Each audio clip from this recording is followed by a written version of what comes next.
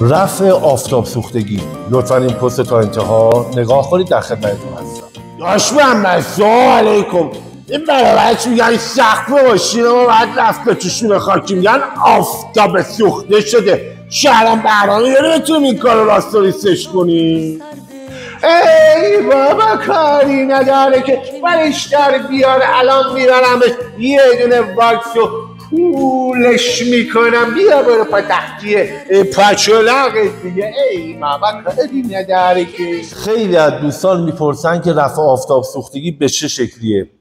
این تابلو یک عکسی پشتش هست و روش شیشه است.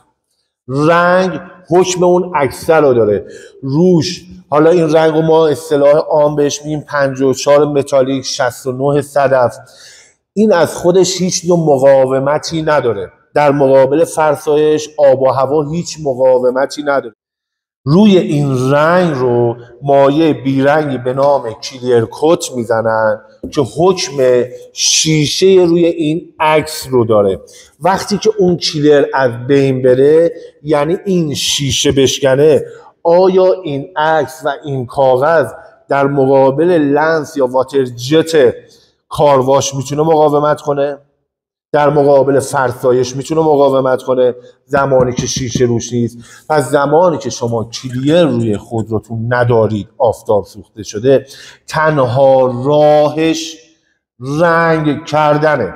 و اگر یکی کلیر بر میزنه، کلیر رو ور میداره، بهترین حالتش، اگر رنگ مشکلی براش پیش نیاد که بنده قبول ندارم، اگر برای رنگ مشکلی پیش نیاد، باید یه دست روش کلیر کوت اسپری بشه که باز در کارشناسی رنگ محسوب می شود. این که میگن رفع آفتاب سوختگی، برای شما یه واکسی رو بزنن و پولیشش کنن دست شما بدن، کاملا دور از اخلاق هستش. شما اگر این شیشه رو نداشته باشید، این کاغذی که این زیر مونده، من روش بردارم روغن نباتی بمالم که براق بشود، آیا در مقابل آب مقاومت پیدا کرده؟ آیا در مقابل فرسایش مقاومت پیدا کرده؟ خیر.